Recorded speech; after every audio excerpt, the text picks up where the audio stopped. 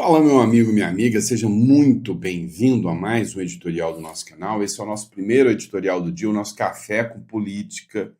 Talvez você se perguntou, nossa, mas que escuridão é esse? Será que acabou a energia? Sim, acabou a energia. Ué, mas se acabou a energia, como é que ele está gravando? Pois é, tem um no break aqui, que está segurando a internet e está segurando, por enquanto, né, a energia. Então, bora para cima. No escuro ou sem escuro, tô só com a luz aqui do dia aqui entrando pela janela e vamos para cima porque tem muita coisa acontecendo. Vem para a tela do nosso aplicativo e a gente precisa falar de muita coisa.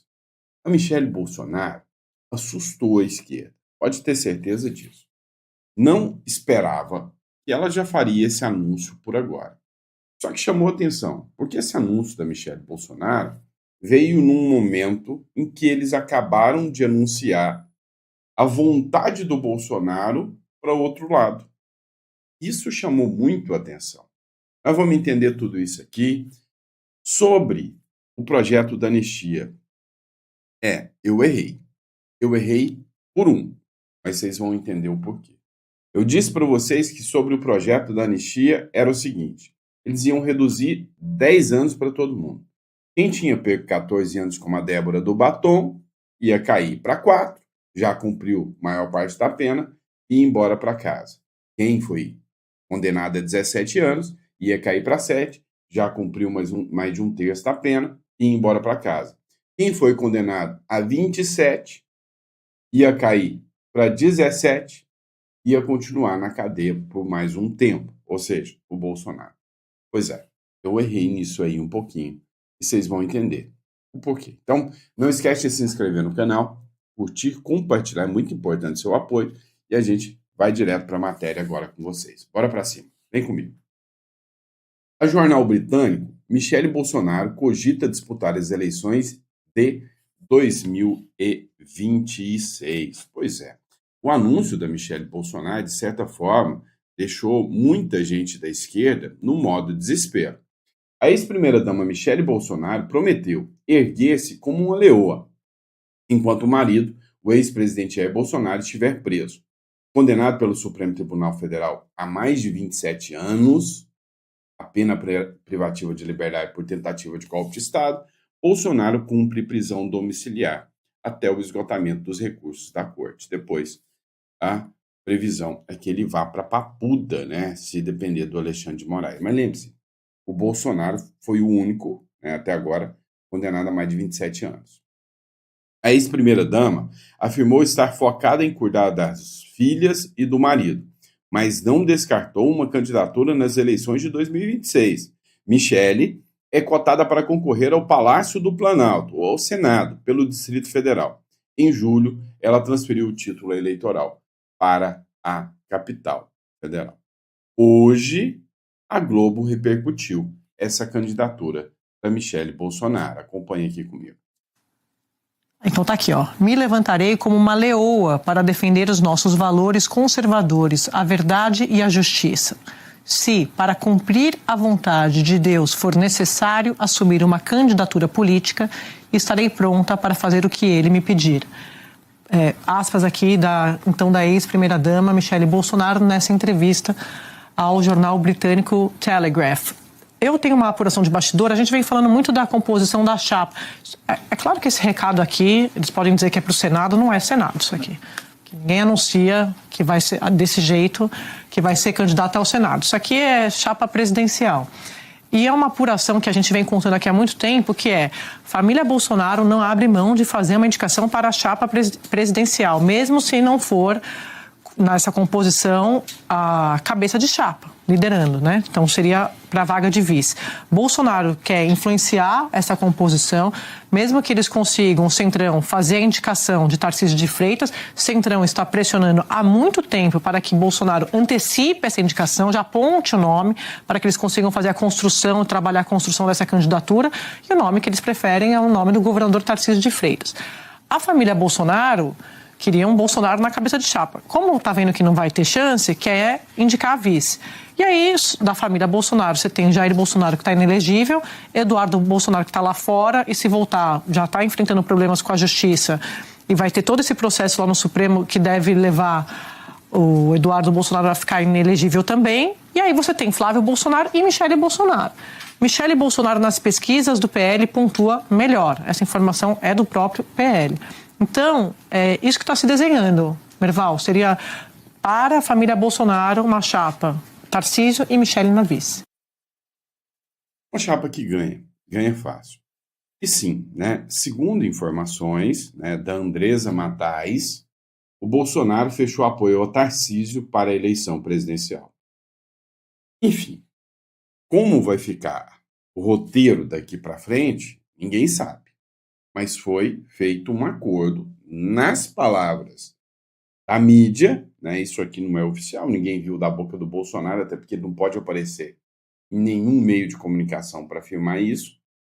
Mas o ex-presidente Jair Bolsonaro deu aval para o governador de São Paulo, Tarcísio de Freitas, do Republicanos, a disputar as eleições presidenciais com o seu apoio.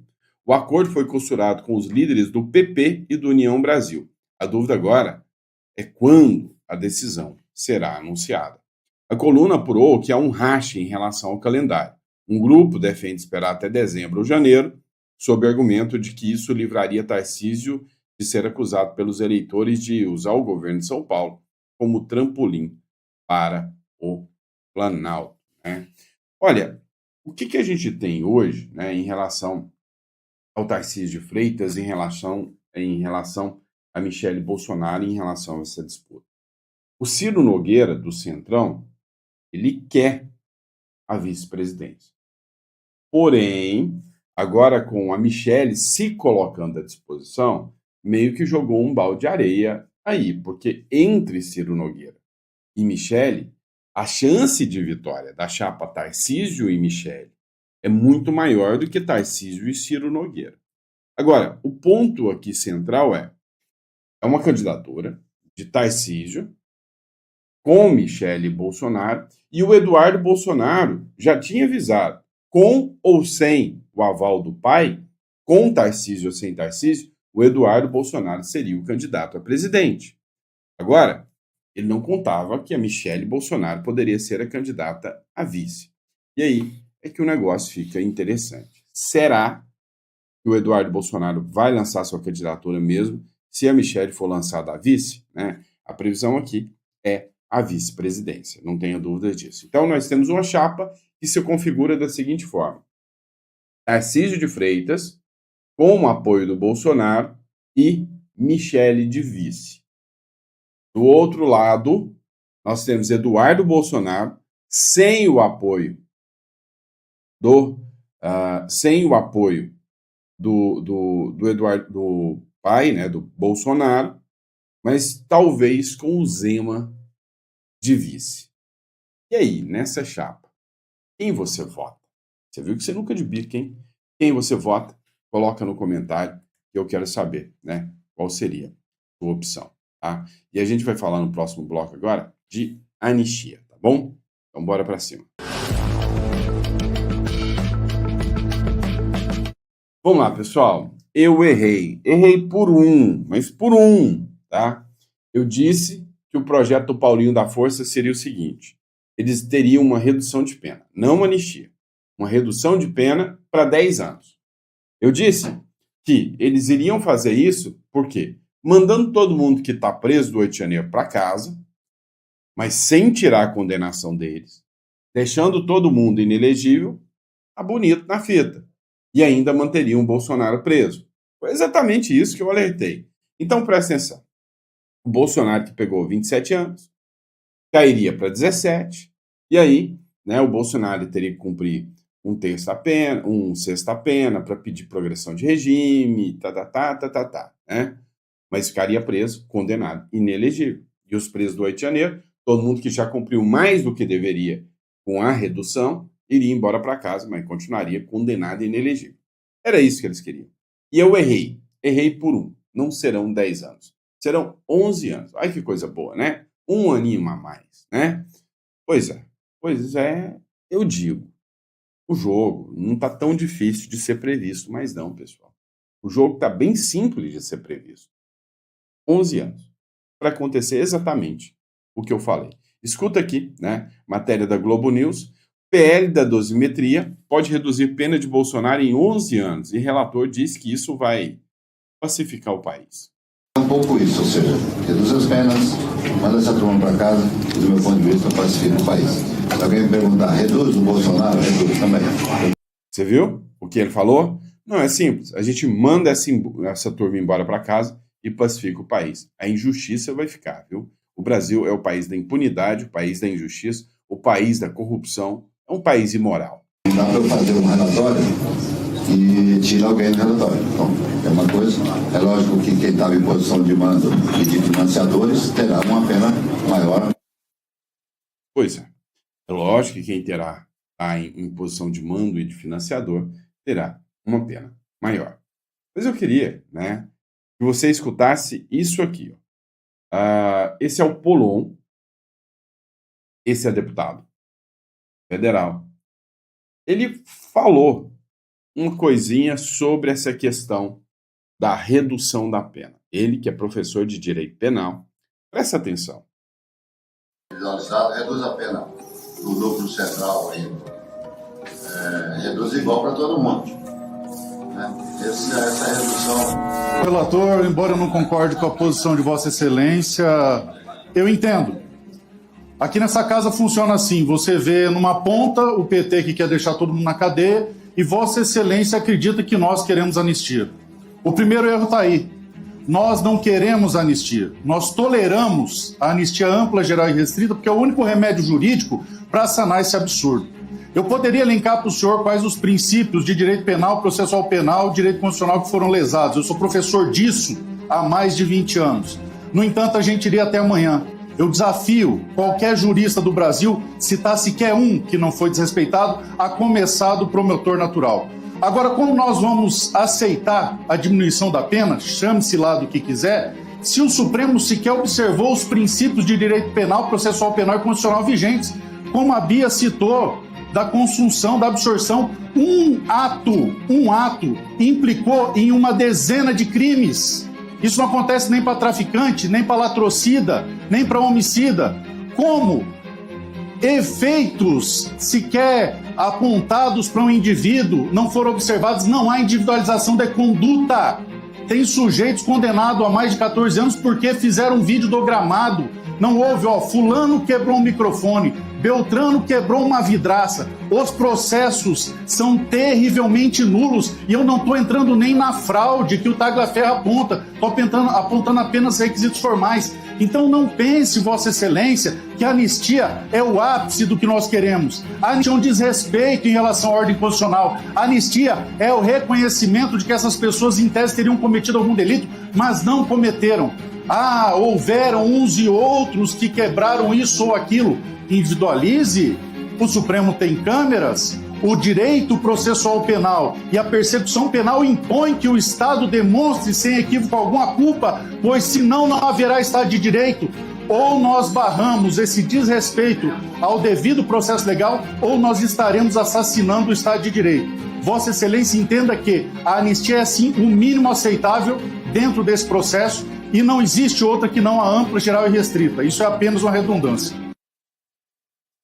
A anistia é o mínimo do aceitável para, no mínimo, chamar isso aqui de democracia. Para, no mínimo, chamar isso aqui de democracia. Veja que o Polon citou aqui o Eduardo Tagliaferro. Olha só, denúncia grave. O ex-assessor de Moraes denuncia um censor da direita trabalhando com o Haddad. O Google admitiu ontem que o governo Biden fez pedidos para que o YouTube censurasse canais e perfis. Agora, descobriu-se que aqui no Brasil aconteceu a mesma coisa. Eu fiquei 2 meses desmonetizado, vocês sabem disso. Por quê? Eu não sei, até hoje, não tenho noção. Agora, uma dessas figuras que trabalhava no YouTube, segundo denúncia do Gaia, tá? É extraoficial aqui, denúncias do Tagliaferro, na verdade, desculpa. Segundo denúncias do Tagliaferro, trabalha com Haddad. Dá uma olhada nisso aqui. O Tagliaferro perito criminal, ex-assessor do ministro Alexandre de Moraes, que falou nesta quarta-feira à subcomissão especial sobre combate à censura da Câmara dos Deputados. O talha-ferro que trabalhava com o ministro Moraes no Tribunal Superior Eleitoral revelou que um ex-diretor de uma rede social, responsável por remover perfis de direita a mando do TSE, é atualmente secretário de Fernando Haddad. Essa semana nós tivemos uma nota publicada pelo Google nos Estados Unidos, dizendo que o Biden havia ameaçado, o governo Biden, né, a administração Biden, ameaçava diariamente Meta, Google, para derrubar perfis de produtores de conteúdo de direita e conservadores, e sem uma explicação jurídica, sem embasamento algum. Isso acontecia no Brasil? Essa estrutura da censura chegou a ameaçar as big techs, as redes sociais, para derrubar ou para diminuir o alcance ou censurar determinadas, ou não só pessoas específicas, mas grupos aqui no Brasil durante o período eleitoral? Isso é do seu conhecimento? Sim, esse pedido, sim, de fato era realizado, era feito, inclusive às vezes em reuniões, que a gente chama talvez de uma comissão dentro do próprio Tribunal Superior Eleitoral. As empresas de rede social, de software de comunicação, como a Meta, Google, Telegram, YouTube, participavam constantemente e sempre era pedido uma certa celeridade. A gente, inclusive, tinha alguns contatos de diretores dessas plataformas, nos quais a gente acabava encaminhando direto o ofício, antes mesmo de ele ter ido via oficial, para que aquele pedido do ministro Alexandre de Moraes fosse realizado um quanto antes possível. Mas eles sim eram ameaçados, inclusive com a derrubada da própria plataforma em todo o território nacional. Você poderia nos fornecer os nomes desses diretores que eram obrigados a derrubar perfis e conteúdo antes mesmo de uma nota oficial, para que a gente possa convidar essas pessoas na CPMI? Eu posso fornecer um envio para vocês por e-mail ou por WhatsApp, porque no momento aqui eu não tenho eles todos aqui. Tudo inclusive, bem, mas... um deles hoje é o secretário executivo do Haddad, né? Que é qual é o nome dele mesmo? Me deu branco agora. É o secretário executivo do Haddad. Então, me dá um minuto aqui que eu já falo. Só para confirmar aqui, se eu entendi. Um diretor que participou dessa estrutura de censura para derrubar perfis de direita, depois da vitória do candidato deles, conseguiu um cargo no Ministério da Fazenda. Sim, é o Dário Durigan. Dário Durigan. Engraçado, é o próximo nome que eu iria te perguntar.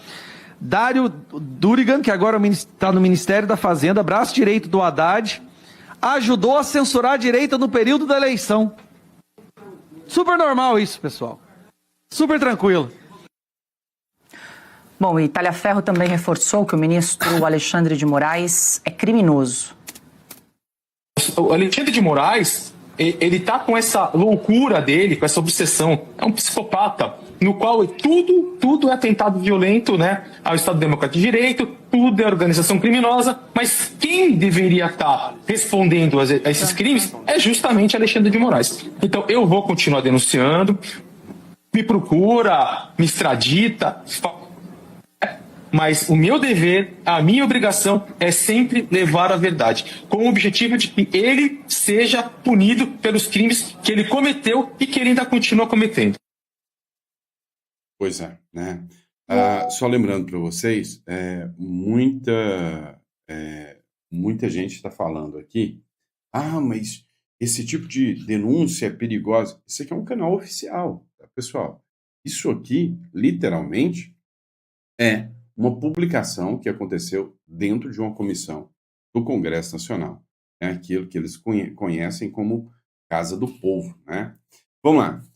STF tem placar de 3-2 por quebra de sigilo das buscas da internet. Olha só que mera coincidência. O plenário do Supremo Tribunal Federal retornou nesta quarta-feira a análise do recurso que discute os limites para a quebra de sigilo de usuários da internet, com base em sites de busca. A sessão foi aberta com o voto do ministro Gilmar Mendes, que havia pedido vista no caso. O placar, até o momento, está em 3-2 pela quebra.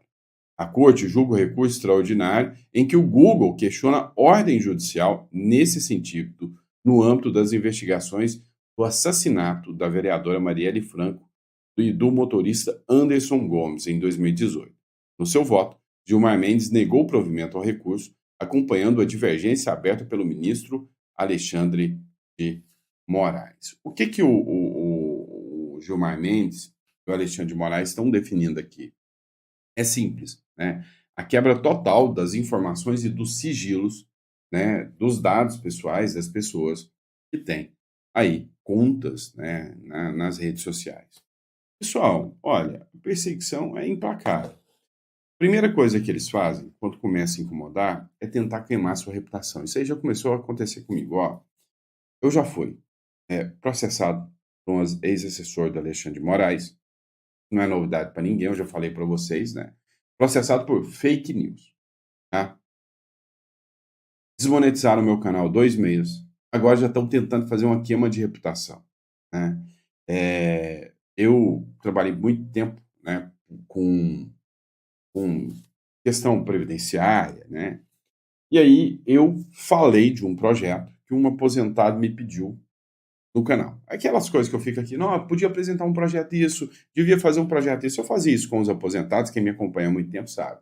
Então, por causa disso, por causa de uma fala minha no YouTube, os caras falam que eu posso ter grandes problemas, né? Eu não vou dar muito spoiler aqui, eu vou esperar o momento certo, porque eu estou vendo aí uma tempestade chegando até mim. Mas fiquem tranquilos, tá bom?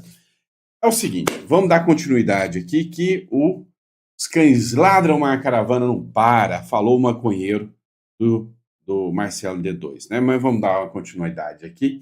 Bora lá. Ó, Puro Suco de Brasil, vamos falar disso aqui? A gente tem que pôr vinheta para vocês, né? Bora falar sobre isso aqui. É para assustar mesmo o que o Brasil se tornou. Dá uma olhada. É o seguinte, senador flagrado com dinheiro na cueca critica a PEC da blindagem. Vai na contramão da história. Chico Rodrigues afirmou que a legislatura do Congresso ficaria marcada se permitisse a aprovação do projeto. Vem cá, vocês acreditam que a turma da esquerda é agora a defensora de Deus? Não, Deus ainda não, mas eles vão chegar lá. São as defensoras da pátria. Eles são os verdadeiros patriotas. Eles são os donos do Brasil, defensores da pátria, da soberania, contra o ataque yankee mavadão dos imperialistas. Olha só. Você viu isso? Outro ponto também. Agora, né, eles são defensores anticorrupção. É isso aí. Peraí. Os caras tentaram te vender picanha e cervejinha. Não rolou. Agora, eles estão vendendo para você. Eles são patriotas e eles são contra a corrupção. Ah, mas você vai acreditar nessa? Tá de sacanagem, né? Dá uma olhada. O Daniel Scott, que fez essa publicação, nem o melhor roteirista do mundo conseguiria escrever o que realmente o Brasil é. Né? Olha só como o mundo gira. De um lado, o Sérgio Moro está prestes a ser julgado e condenado pelo Zanin. Pelo Cristiano Zanin, o ex-advogado do Lula. Seu crime? Fez uma piada dizendo que ia receber um habeas corpus do Gilmar Mendes em uma prisão de festa junina. Então, o que aconteceu? O Sérgio Moro estava numa festa junina, aí os caras foram lá e falaram, vou mandar você para prisão. Ele falou, não, aí eu compro um habeas corpus do Gilmar Mendes. Com uma piada. Pode ter sido de mau gosto? Sim. Mas agora, o Zanin, que é o ex-advogado do Lula, chefia a casa, né, chefia a sessão que vai julgá-lo, né, a turma que vai julgá-lo. Enquanto isso, o senador flagrado com mais de 30 mil na cueca continua com o processo parado há 5 anos e livremente criticando a PEC da blindagem. Só mais um dia da várzea que vivemos por aqui. É assim, literalmente parece uma piada, mas não é. Se for uma piada, é uma piada de muito mau gosto. O mundo gira, principalmente quando o mundo é essa república das bananas, essa republiqueta, né? Sérgio Moro será julgado por Zanin. Se tivesse um mínimo, mas se o Brasil tivesse assim, um pinguinho de seriedade, isso nunca aconteceria. O próprio Zanin falaria, eu não posso, eu sou suspeito. Eu tive embates, eu tive discussões, tive causas contra, e aí embate com o Sérgio Moro. Eu fiz denúncias em órgãos internacionais contra o Sérgio Moro. Agora eu vou julgá-lo. Ah, já sei. O Brasil é o país tupiniquim que a vítima pode ser juiz do Bolsonaro. Então tá tudo bem, né? Olha só isso. Vamos lá.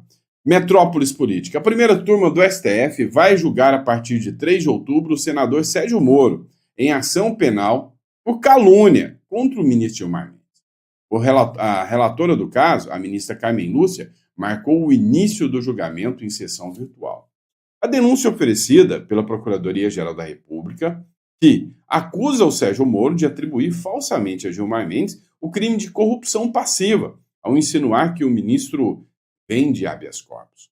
Segundo a Procuradoria-Geral da República, durante um evento em junho de 2022, Moro afirmou: é o seguinte, vou dar o contexto. O Moro estava numa festa junina.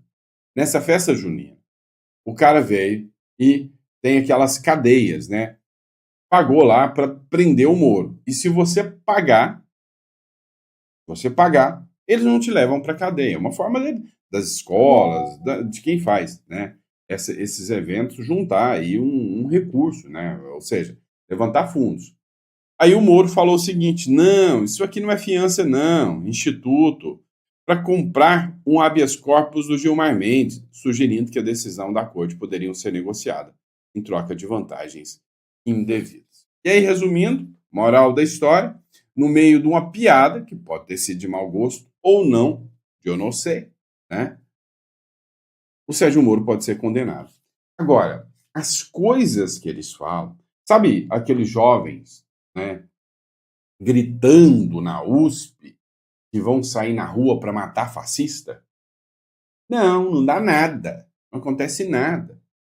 Você sabe aquelas turmas, aquelas lhamas cuspideiras que saem cuspindo na cara de mulher, né? Você lembra? Dá nada. Ou seja, não dá mais para viver no Brasil. Desculpa, mas não dá mais para ficar no Brasil. Não dá mais para confiar 100% nesse Brasil. Não dá mesmo. Isso aqui, para mim, né, já escancara, né, de tudo do Brasil um pouquinho, né? E aí, só para a gente dar uma encerrada aqui no assunto aqui, né? Joel Pinheiro, tá? Se vocês quiserem marcar até o Joel Pinheiro aqui, sabe, aos poucos está caindo a real do pardieiro que virou esse negócio chamado Brasil, né? Da pouca vergonha que virou essa República Tupiniquim. E não era para ser diferente. Depois que deixa essa turma, né, da esquerda tomar conta do poder, não tem como ter uma visão diferente disso aqui. Dá uma olhada. O Joel Pinheiro analisou acabou, né, moeu a narrativa da Rede Globo em relação a: olha, o Lula é um estadista. A fala dele foi maravilhosa. Foi lindo. Tá de sacanagem. Dá uma olhada no que o Joel Pinheiro falou. Joel, ganhou meu respeito com essa fala aqui. Tem problemas e questionam o avanço dessa extrema-direita ultra-radical. Você, Joel. Pois é, o Lula sobrepôs essas duas perguntas, né? Eu concordo com o Lins que são diferentes, mas às vezes parece que, do ponto de vista do Lula e de quem estava reunido ali, as coisas ficam tão juntas que acabam se misturando, né? Uma é, qual o problema, o que está dando errado com a democracia, por que ela está em risco no mundo, e outra é, por que a esquerda está perdendo espaço. Ou seja, coisas completamente diferentes. A democracia e a esquerda. Eu vou te falar até mais. Essas duas coisas são antagônicas, né? A esquerda não busca a democracia. Fica meio que subentendido que, bom, a esquerda e a democracia meio que caminham juntas. E quando a gente sabe que não é assim, né?